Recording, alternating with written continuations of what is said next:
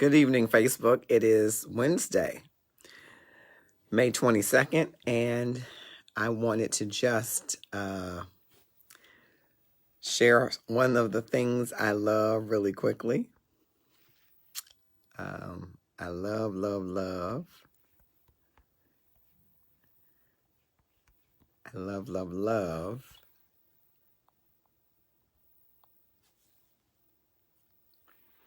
I love celebrating the people I love. You know, I'm on this journey of gratefulness, and I'm hoping that you're on a journey of gratefulness where you'll start writing down 3 things. Hello, Jamie Boyd. 3 things that you're grateful for each day. And maybe as an outlet, those grateful moments that you will navigate your day in a different way. Gratefulness can power your life. And so that's the 30-day kind of challenge. And so I'm hopeful that one of the many people that I'm grateful for, I can get on. If not, I will just make this a video and post it on the Love and Stuff page. I think I'll go live there as well. But I am grateful, among many things, for Valencia Etner. Today is Valencia Etner's birthday.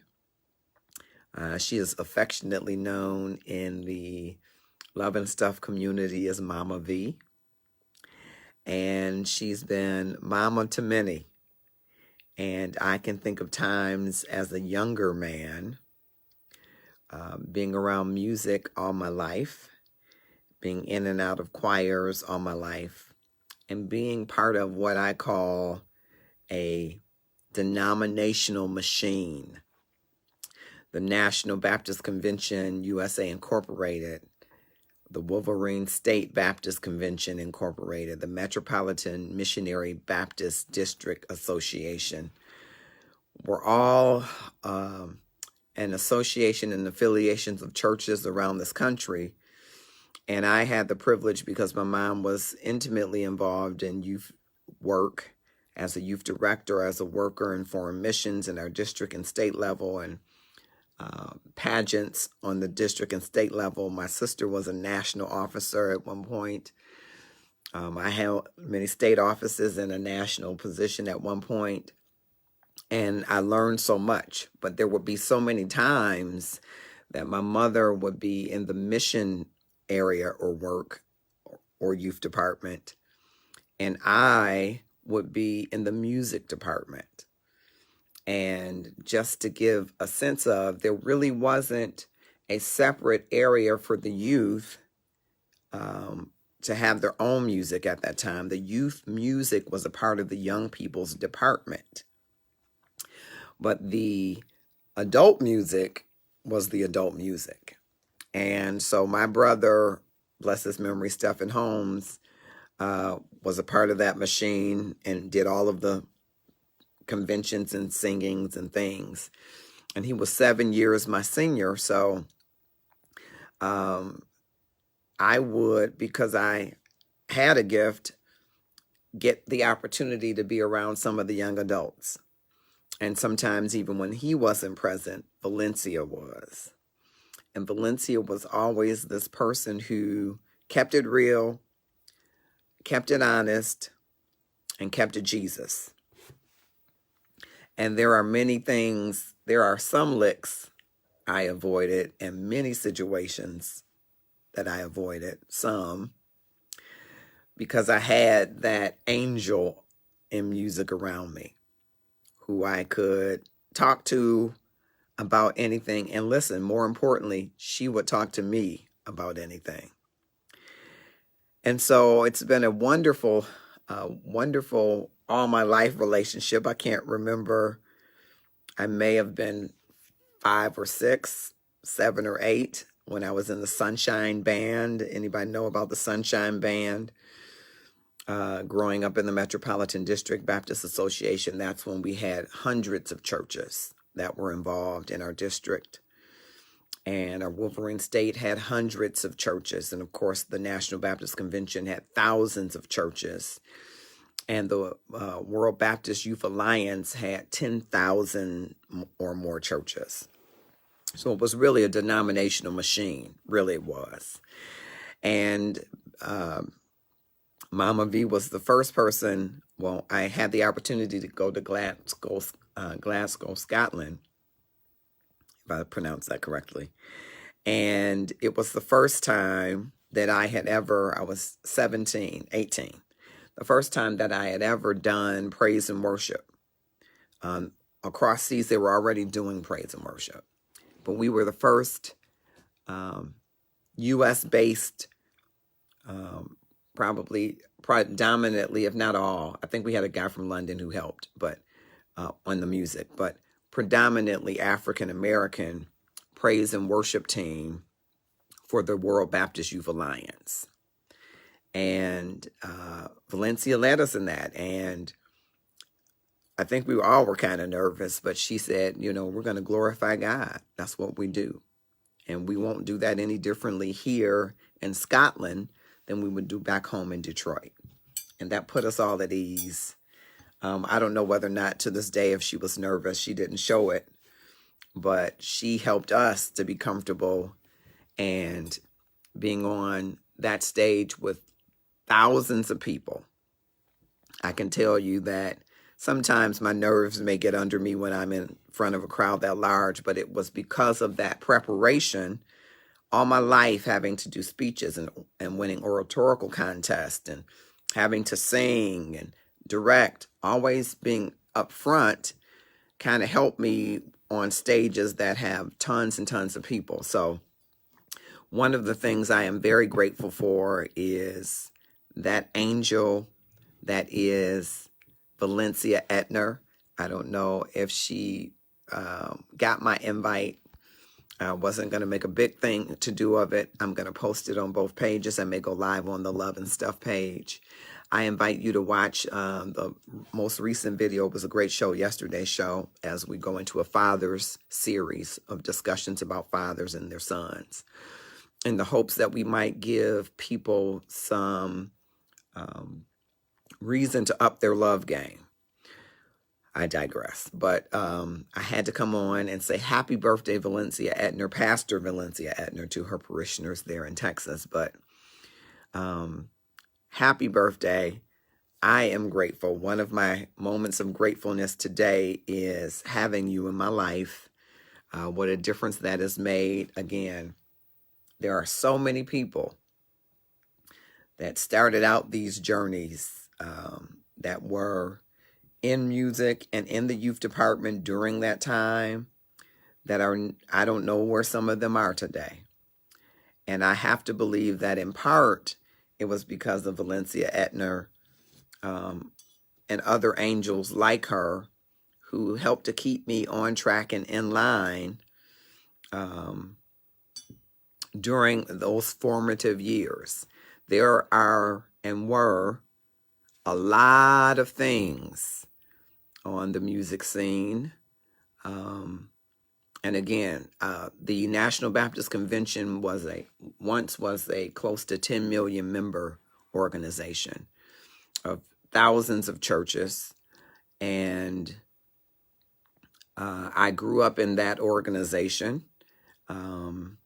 Now I'm affiliated to some degree with the Progressive National Baptist Convention. That's a different story. But I grew up National Baptist Convention, and I grew up going to conferences and conventions and youth explosions, though we didn't call them that then, youth revivals and the Sunshine Band and the Congress of Christian Education. All of those things, all of those exposures and opportunities that at that time I thought, wow, this is crazy. We would, of course, have church on Sunday, sometimes 2 or 3 times that day. The BTU was kind of phasing out or not as strong, but we still had night Sunday school sometimes. They had mission meetings on Mondays, so, sometimes I would be dragged to that. I hate to say drag, but it's the truth. Tuesday, I don't remember having to go to any of the things that happened on Tuesday, but Wednesday, of course, it was prayer meeting. We didn't used to have Bible study on Wednesday. We had prayer meeting where I grew up. Thursday was some form of choir rehearsal and sometimes some form of district choir rehearsal. And Friday, it was youth meeting and choir rehearsal again. Saturdays were typically filled with luncheons, fashion shows, district meetings. And then every third Sunday, we had our metropolitan district, which had hundreds of churches at that time. And all of the young people came together at a church. We rotated churches at 3:00 p.m. And there we had class. We had like an opening program and a closing program. And as I got older, we started to have the Metropolitan District Young People's Choir, where I learned, where I met so many young people, being a director for that choir. And then we had the Debutante and Man of Tomorrow Ball. Well, I was Man of Tomorrow 1985. I'll never forget it. And we had to do our talent there. We had the oratorical contest, and I was the Metropolitan District winner, the Wolverine State winner of 1988. Went to the national, and the I won't call the pastor's name, but the pastor, a pastor whose son competed against me, his son did not win, and the pastor was over the committee, and he did not send my speech to the nationals in time. And so I was able to present, but I was not able to compete. Going on into building the young adult, at that time we were young adults, and youth choir. All of that work. During all of those, and the Wolverine State Choir, which I was at that time a little young to be part of. But because of Valencia, I was able to sneak in and be in the tenor section. And at the National Baptist Convention level, Grace Burke Taylor was over the music, and I got an opportunity to sing in those ensemble of singers and sit in their music and singers workshop, and where she wrote songs right there. I'll never forget those days and times, and I'll never forget the loving hand and watchful eye of Valencia Etner, who we affectionately call in our Love and Stuff community Mama V. And that's one of the reasons that we do. She's always played that kind of mama role. And again, she was the person that you could talk to about anything, and she would talk to you about anything. And I've tried to embody that with young people that I've met, and young people that I've interacted with, to have that same open door philosophy, so that young people don't feel like they have to do things in secret or in the dark, that they have a voice, hopefully one of reason. Sometimes I'm a voice of reason, I hope. So that they have a soft and safe place to land. Because we're going to make mistakes, we're going to make choices that may not be the best for us. And sometimes we will choose something because people are telling us the opposite. So I had to come on to thank Valencia. She is in Belize, celebrating her birthday. Ooh la la sasson. She is, that's not the language, of course, but that was my language. So she is having a wonderful time, but I had to come on before her birthday closes to let her know, to let you know, because she knows. But I think when you love somebody, you like to let other people know it too. And so I just wanted to come on and say, Valencia Etner, Pastor Valencia Etner, Mama V, the happiest of birthdays to you. Many, many, many returns. May the Lord bless you real good. I'm going to share this on my page. And don't forget to follow us on the Gratefulness Journey. 3 things each day that you're grateful for. And if you can't summons anything that you're grateful for, go to Google gratitude expressions, and choose those expressions that resonate with you. Say them to yourself 3 times in the mirror, and then share them with at least 3 people in the day. Hopefully, after 30 days, you will have built a habit of gratefulness, and you will see how you can navigate your life, your day differently, that it can help to shape your day. My prayer with it yesterday was, Lord, let these three gratitude moments, or these three things I'm grateful for, help shape my day, and let them be the function, the fulcrum, the outspurt from which I am able to shape the day. So I hope that you'll join us on that gratitude journey. One of my gratefulness things today is having a Valencia Etner in my life. I think everyone needs one. Everyone needs someone who will tell you the truth. And everyone needs someone who will be a soft and safe place to land. And she has been an angel in my network of angels, and I'm grateful for her. What are you grateful for?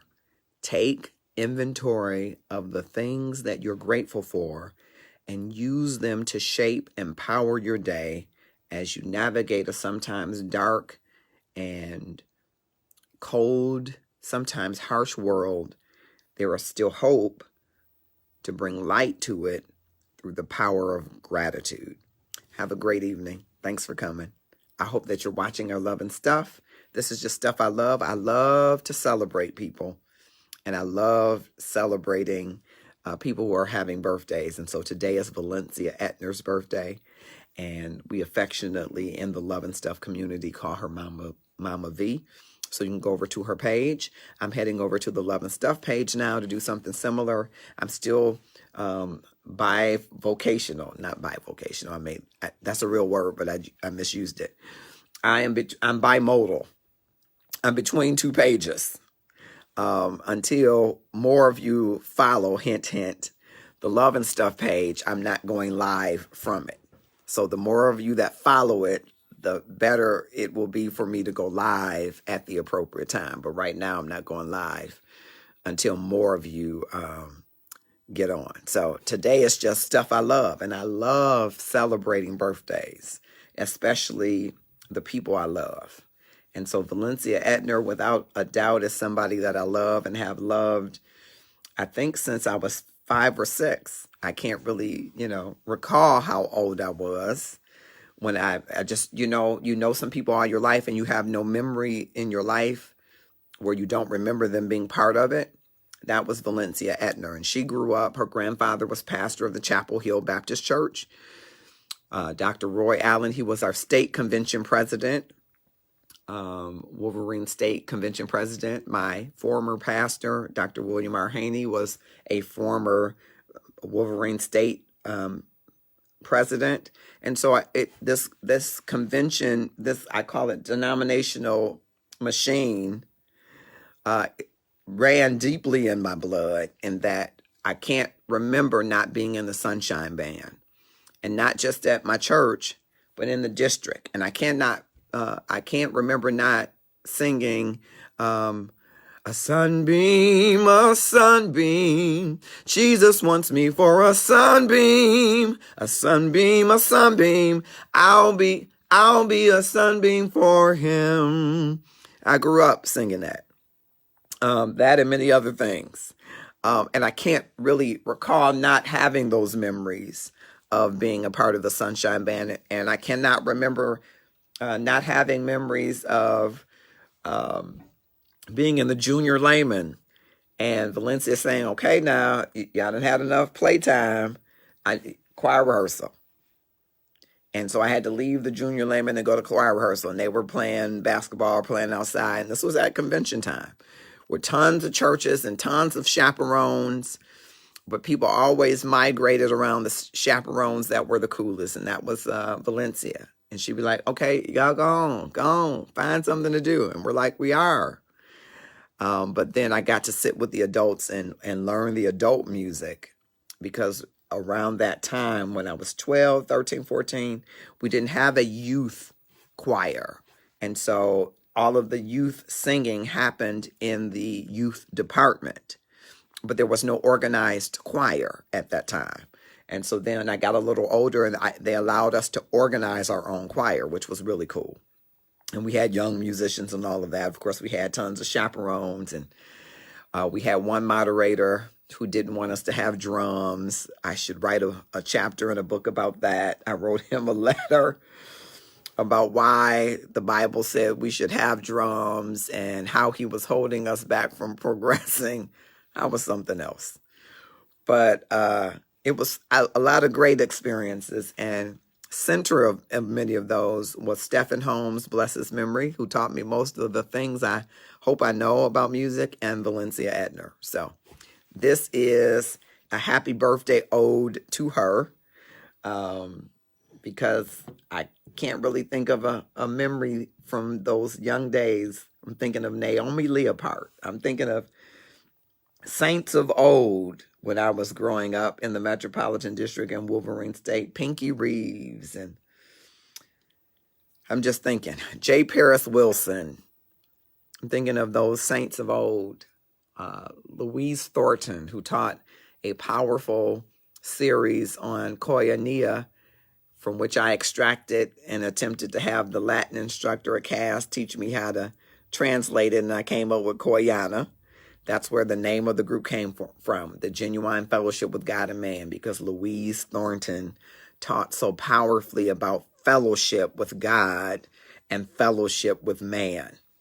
That's how I named my group.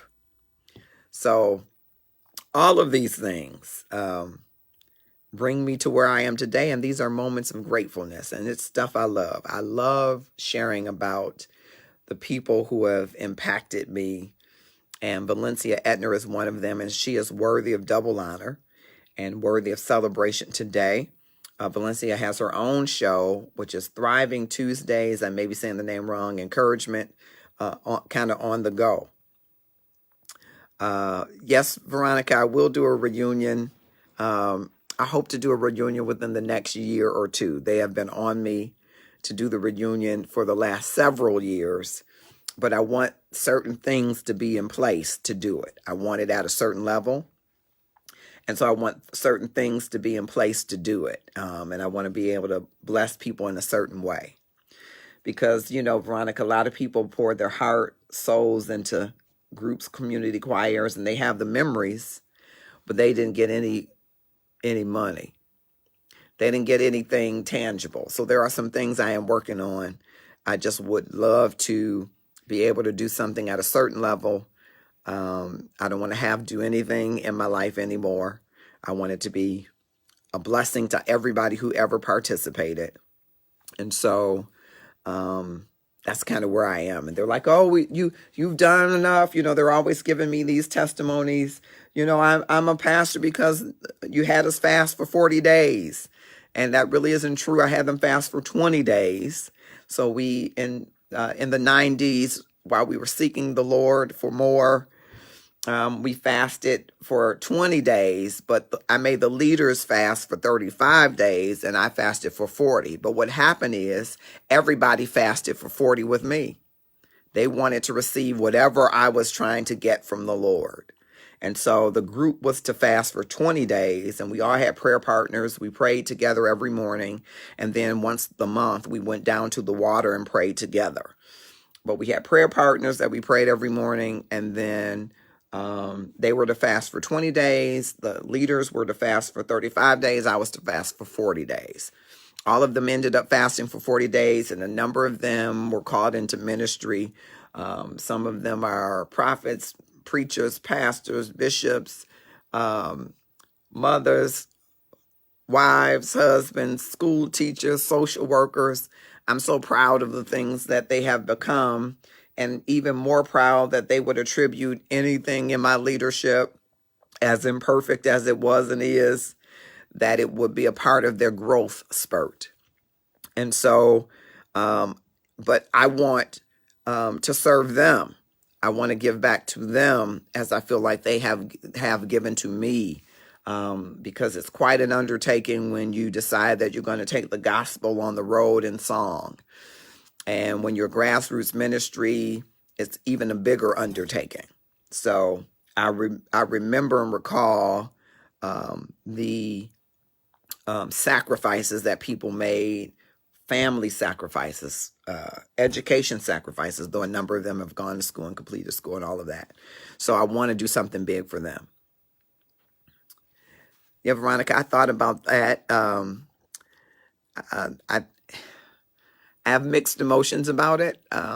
There were great fellowships and memories. Not everybody fellowshiped together, though. There were some that did and some that didn't. But it might be a good opportunity for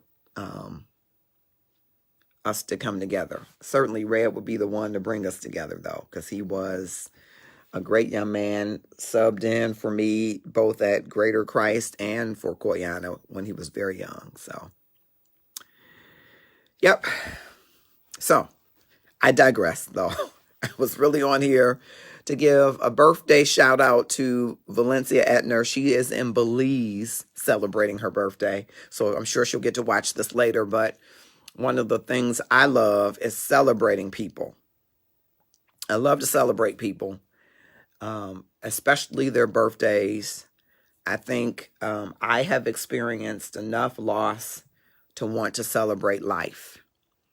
And I hope that I've learned every lesson that God may have intended for me to learn through the losses that I've experienced. But if not, I'm going to keep sojourning so that I am able to learn the lessons. And I think those lessons are steeped in love and loving while you can, loving everyone you can. And that's not always easy. We're not always the most lovable. And because we don't always regard other people as being the most lovable. When if you really look at it, when somebody is being, in your perception, unlovable, it's telling you more about your ability to love them, more about the agility of your ability to love them than it is about their inability to be loved. I love you too, Coach Pam Bass. That's an awakening that I think everyone should have, because sometimes we see people as being unlovable. I was chatting with someone who was telling me unlovable is this guy who murdered these 3 boys, and he was sentenced to life, and the other person, they think there are more people involved. And so someone said, okay, here's a challenge. How do you love him? He is unlovable. I said, well, he's not unlovable. It's easy to prove that one because his mother still loves him. Of course his mother still loves him. What mother wouldn't? Well, if a mother can love a child, that means the child is not unlovable. And maybe we have to take the template that the mother uses when we want to love someone who feels unlovable. So maybe instead of our regular parameters or rules about love, that we adopt a mother's. And a mother's love is going to love you without regard to what you do. Now, she may not even agree with what you're doing. As a matter of fact, your mother, you can give me some likes if you agree, your mother could be vehemently opposed to what you do, how you live, or what you've done. But it doesn't prevent her from loving you. So maybe we have to use that mother's love for people who seem unlovable, because our perspective of them being unlovable is telling us more about our agility in love. How agile are you to love people that do you wrong, or that don't live up to your expectations, or that betray you, or that you find, for whatever reasons, utterly disgusting? Is your love agile enough to say, hold on, wait a minute. I need to change the parameters so that I envelop everybody that needs to be loved. I don't think it's just simple. I don't think it's just easy. But I think we all have a template. We have a template in God. But if we can't look far enough to heaven or far enough into the Bible, because that's how close he is, I think, without, of course, being everywhere. But if you think of him as being in heaven, that's quite a ways away. But he's as close as the pages on the Bible in some regard, right? But if you needed to look at a human template, you and I could look at our mothers, most of us, or grandmother or somebody who was a maternal figure to us, who loved us in spite of what we had done, or in spite of where we have gone, or in spite of any hopes of theirs that we might have dashed or expectations we didn't live up to, that mother still loves you. So maybe we can get to that place where we're a little more agile with our love. Love does not mean you condone what the other person has done. It doesn't mean that you agree with what the other person has done. It means that you love them without regard to what they have done, because the sum total of that individual is not what they have done, not what they have practiced, not what they have failed to do. That's not the sum total of the individual. And so I think we got a good template to do that. And I think Mama V is a good example of that. This is her moment. I know I keep digressing from her moment because she said she might try to come on, but she's in Belize celebrating her birthday. I don't expect her to just come talk to Love and Stuff. But if I were in Belize, I might tell y'all I'm going to catch you when I come back. But I had to come on during her actual birthday, which is today, to say publicly how much I appreciate her and how grateful I am for her being part of my life. And in so doing, I wanted to encourage you to join us on this 30-day gratitude, gratefulness. If you make gratitude and gratefulness a part of your day, it just may chase away those blues, the depression, and it may free you up to be more productive. Because we can spend 5 minutes in negativity, and that 5 minutes can take 15 or 20 minutes of the energy that you would expend if you were sitting there doing nothing. That same 5 minutes in gratefulness can clear your head so that you think more clearly, and the next 15 minutes that you do something can be as if you've accomplished something in 45 minutes. So it has 3 times the effect. That's some of the gratefulness science. I'm not a gratefulness scientist, so that's a disclaimer to put that out there. But I'm reading more. I'm developing a gratitude app. I'll say that much about it. That kind of felt strange to say because I'm like, I don't want you to get it, but you can't get it just because I'm saying it. And I'm reading more on happiness science.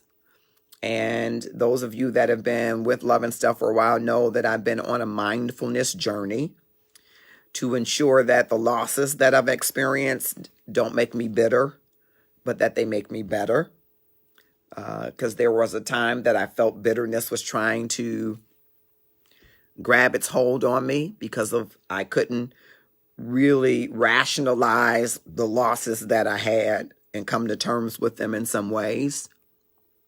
And so I began this mindfulness journey so that every facet of my life I could be more present, my more authentic self, and land on people differently. And it's been a journey. It's been a struggle on both sides of the landing on people and people landing on me. And so I've been studying more on mindfulness. I'm still bringing to you my mindfulness expert, Pandit Dasa. It's been a journey to get him here. He's living in New Jersey, but he travels the world. And so just to get him on our Facebook Live, it's been quite a feat, but I promise we're going to get him. And from that mindfulness journey, then gratitude and happiness. And so, and not happiness as traditionally defined. So these are important facets. And I think that if you go 30 days and doing something, fully doing something consistently, you have a good chance of creating a habit that you can sustain. And so if you wake up every morning and write 3 things down or talk them on your recorder, onto your notes on your iPhone or on your Android, and speak those 3 things aloud 3 times each in the mirror to yourself as a form of affirmation. and then tell 3 people about those 3 things throughout the day. And if you do that for 30 days, you will create a habit around gratefulness. Now, here's what I think it will do for your life. Again, if you're able to consistently do it and you're mindful of the gratefulness, it will shape your perspective of the things that could be perceived as negative that come into your world and into your space, and the circumstances that you have to encounter and be engaged with. It will help you navigate those things differently. I especially recommend this for those folks, and again, I'm digressing, those folks that are battling depression and anxiety. Those 2 things really resonate strongly with me. If you are battling anxiety or worry, you don't know what's going to happen. You just, and we all have been there and can be there about finances or family or health or anything, right? This is something that I think you should try. And depression, especially those 2. You can do it in general, and I think it'll power your life. But depression normally gets you stuck in one spot. If you find yourself having trouble getting out of the bed, or you don't get out of the bed unless you have to, you find yourself not being involved and engaged in things that you normally would, join us on this gratitude journey.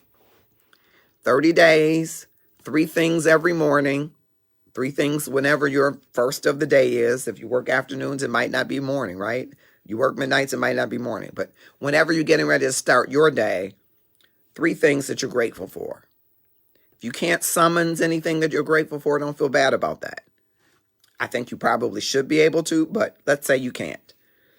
Go to Google, type in gratitude expressions, and read through some of the expressions that come up, and the top 3 that resonate with you, cut and paste those, or write those down, or speak it into your voice recorder. And then repeat those 3 things to yourself in the mirror as a form of affirmation. And then go through your day and share those gratitude expressions with at least 3 people. Do that for 30 days. I think 30 days is a good space for you to determine, if you do something consistently, to create a habit. So try to create that habit. See what happens. See if it powers your life. See if it helps you navigate your day differently. See if it shapes perspective relative to circumstances that you would normally envision as being negative or adversarial. See if there is room in your life for more gratitude and gratefulness. Back to the central thing. Valencia Etner, we love you. Happy birthday. I'm going to the Love and Stuff page and do a small post for your birthday for those that are there, and I'll post your picture as I do for all of those that are in the Love and Stuff community. When your birthday comes, I try to post your picture so that people are able to share in the Love and Stuff community a little bit of love. Coach Pam says PTSD causes many issues. I do better when I accept that's where I am, and I go to my coping skills. Gratitude is one of them. It works. Yes, thank you for that. I really believe that it does. And again, studying on gratitude and working on this gratitude app, I'm finding some things, excuse me, they told me not to keep touching my head. Gratitude, it's powerful.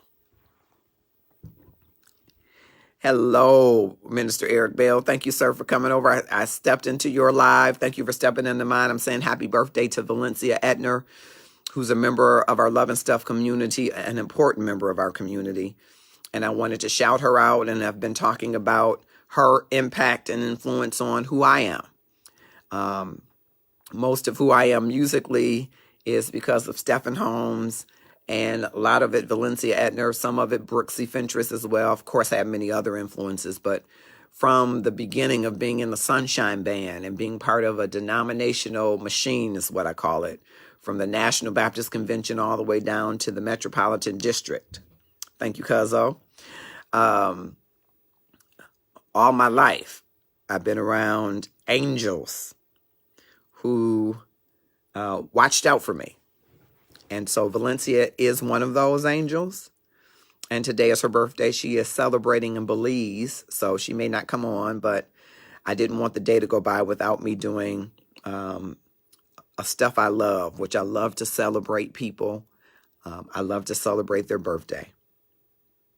Veronica says, hubby and I learned that gratitude allows you to move out of negative situations much quicker than you otherwise would. I say amen to that. You and hubby are on to something. And that's why I'm working on a gratitude app. I expect that it will be all that I expect it will be. I'm really designing it for organizations, but I expect it will be all it will be. So just want to thank you all for coming by. If you would be kind enough to, if you haven't already watched the Love and Stuff from yesterday, it was a great show talking about fathers and sons. And I actually had a father and son. They happen to be my cousins who live in different states, and they have not connected in relationship with each other from the time the son was very young. And so the son is now a father. He has a 17-year-old son. And so some of those challenges are coming into play. And so I'm hoping that those two will connect. We're doing a series of shows about fathers and sons. And if you are a father and you have a great relationship with your son, or not so great, or your son or your dad is no longer here, we want to talk to you. So inbox me so we can connect you into the show. And we're going to go right into Father's Day. We believe that men should be affirmed and celebrated here. We celebrate and affirm women and mothers.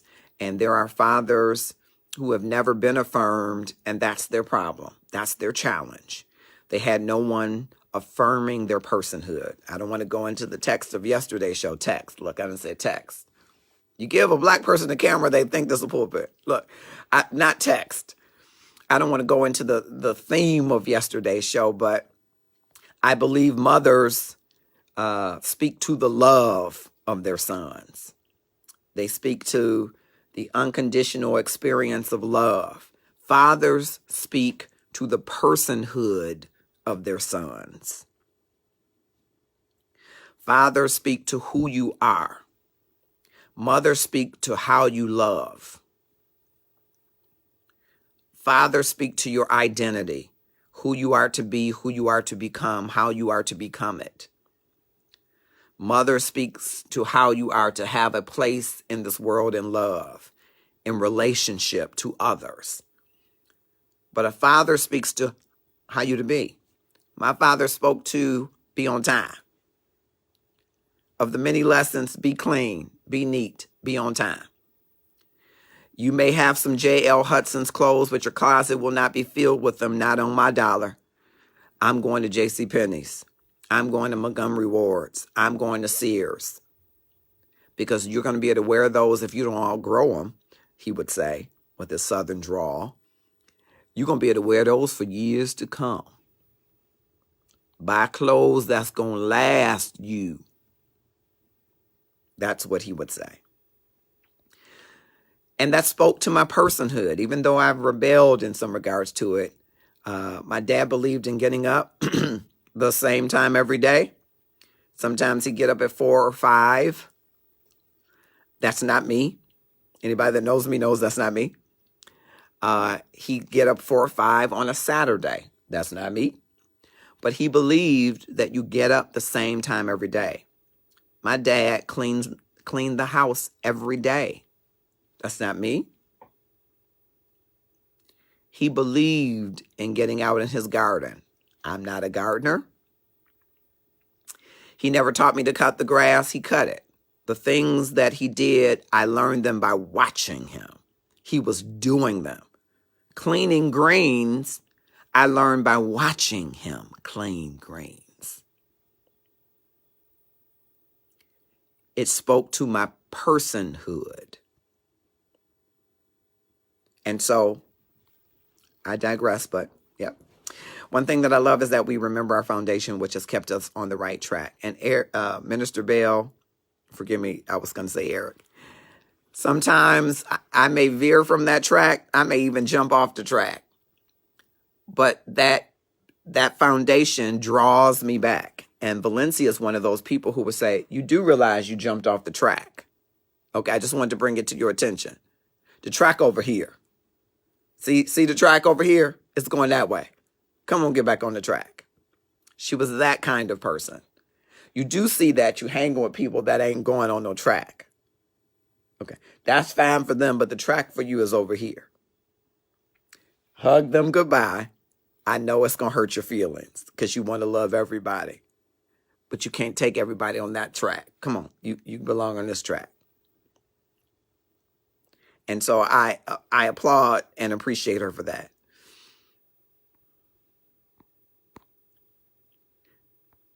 Yes, my husband is the father to our daughter that I pray my father would be to me. I'm blessed to see the love he has for her and she has for him. Father was the nurturer, mother was the disciplinary. May have been different with Tommy and Kim, though. Yep. I think fathers and daughter is a whole different dynamic. I'm really talking about fathers speaking to the personhood of their man-child. A father is going to be tender-hearted with his daughter. He is not going to want to tell her no. He is going to want to nurture her. And her mama going to be like, girl, you ain't fooling me. You got your daddy around your finger. Yeah, so it's a different dynamic. Yeah, Tasha, I'm telling you. I just, Hey, Andre Green, I am saying happy birthday to Valencia Etner, who has made such an impact on my life. And I guess I don't often take the time to say, here are the people that made an impact on my life. Because people are saying, oh, you're making such an impact. And I know that it's because if I am making an impact, it's because people made an impact on mine. So Valencia's birthday is today. She is celebrating in Belize, so I don't think she'll be joining us tonight. But she'll get to watch this. And we spoke briefly via inbox, and she seems to be having the time of her life. And she deserves that and everything, anything the Lord has for her. But she is so deserving of everything that she could possibly receive. So all the good things, let me say it that way. Yes, Pam Bass, Charles spoiled you a little bit more than a lot. And fathers do that with their daughter. And, there are times I play mad. I psych myself up to be mad to tell Autumn, no. You better get in there and you better do it right now. You better get it together. I don't want to hear it. You better get it together. I practice that in the mirror. Then I see her and say, now, Autumn, why did you do that? Can you explain to me why you did that? Well, Uncle, I'm very sorry. I would never have done anything. I'm just sorry. Uncle, can I get some ice cream? Could you take me to... No, you ain't getting no ice cream. Because you didn't do what you're supposed to do and you have to obey. You have to do... On the way to getting ice cream. I'm fussing all the way there while I'm buying ice cream. So fathers are a whole different thing. We want to be tough on the girl. You better get this and that, but And just the other day, Autumn was looking me on the FaceTime and saying, Uncle, how old will I be before you stop worrying about where I am and what I'm doing and if I'm taking care of myself? I said, the day after you're 35, and probably not then. But that's just that dynamic. But a father wants a son, a father who has been affirmed, wants to affirm his son and knows how to do it because he's been affirmed. If you've never been affirmed by your father, maybe someone else affirmed you, a grandfather, an uncle, and all of that's good. But you long in the back of your mind to be affirmed by that father. And it shapes how you affirm your son. It shapes how you speak into his personhood. That's why I try to tell women that I talk to who say, your daddy ain't no good. Don't tell your son that. Don't speak that over your son. Even if his daddy ain't been no good. because he needs to be affirmed by the person that you say is no good. That's no good. He's got to be affirmed. And the man that is affirmed is in the best position to affirm his son. And when a man knows his identity and knows who he is to become and is what is expected of him as a man, he is more likely to pass that down to his son, and then his son to his son. And then that's how you decimate.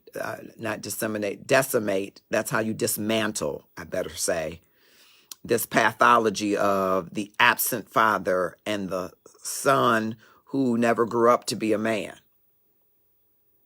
I'm off topic because that was yesterday's show, but we're doing a series of fathers and sons show leading up to Father's Day. And so I hope that you will tune in. Matter of fact, if you didn't watch yesterday's, you really missed a show, a great show where there was a father, a son who has now become a father. And while he was sharing, his father entered the room. You want to watch it. And he really said something powerful. Even though he's a fully grown man, and I'm proud of the man that he's become, he says, I still have questions for my dad about what I'm doing as a man and as a father. And I want to ask him. He's the only one that has the answers I want to get.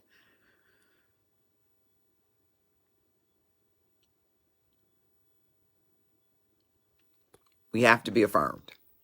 Affirmation is so important. That you are my son. It's like God said of Jesus when he was baptized. The Holy Spirit descended like a dove, the Bible says. And God says, this is my beloved son, or this is my beloved son, however you want to say it, in whom I am well pleased. Every son needs to hear that from his father. You're my boy. You're my son. You're my junior. You're my third. You're my fourth. And I love you, and I'm pleased with who you are. Or I'm not pleased with what you're doing, but here is who I know you're going to become. Here is the expectation of how you carry out our family legacy and how you live out my name. My father would say, you going out there, you're going to be neat like I am. Do you see me go out there not neat? Is my hair not combed? Wash your tail. He wouldn't say that word. And go out there because you represent me. You don't go out to the school and act a fool. If you want me to come to the school, I'll show you how to act a fool. But I don't send you to the school to act a fool. I send you to the school because you are as smart as anybody in there, and probably smarter. And you put your pants on one leg at a time, just like everybody in that school. So there's nothing in that school that they can teach you that you can't learn and teach somebody else. That's what my dad said to me. That affirmed me. That made me think I'm handsome and smart and talented, as good as anybody else. Because he affirmed that in me. Now, it doesn't mean that you won't get off track. Doesn't mean that your esteem won't have challenges. Doesn't mean that. But at the center of who you are, you have a center to go back to when the things of life move you to the left or to the right. Every son needs that. Every son needs a dad to look him in the eye and say, I love you. Now, when I was a little boy, my dad would pick me up and kiss me. As I got 6 or 7, and my sister was 3 years my senior, he'd still pick her up and kiss her, but he stopped picking me up and kissing me. And I'd cry. Don't cry, I'm not going to kiss you. And then he'd end up picking me up and kissing me. Okay, I'm going to stop kissing you. And no, you kissing her. You love her more. No, I don't love her more. Everybody needs that affirmation. You need it. I need it. Our sons need it. Our daughters too, differently. Our sons are not getting it. So they're finding out what manhood is a different way.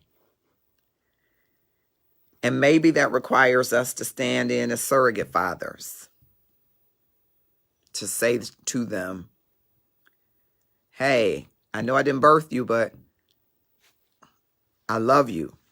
I affirm that you're to be great. Ain't nothing in these streets for you, brother. Use your head. My dad would say, and knock on your forehead. Use your noggin. Use your noggin and your hustle. Put those two together and you can do some great things. So, clearly off topic. This was Valencia Etner's moment. I'm going to drop by the Love and Stuff page. I hope you will too. I hope you will watch last night's show. Help us to get to 1,000 views. Thank you so much. Hope you will purchase some Love and Stuff gear. Today is Valencia Etner's birthday, and in our community, she is known as Mama V.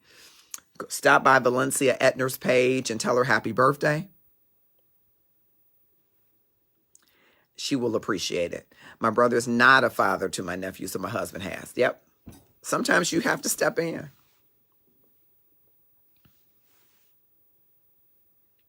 You have to step in.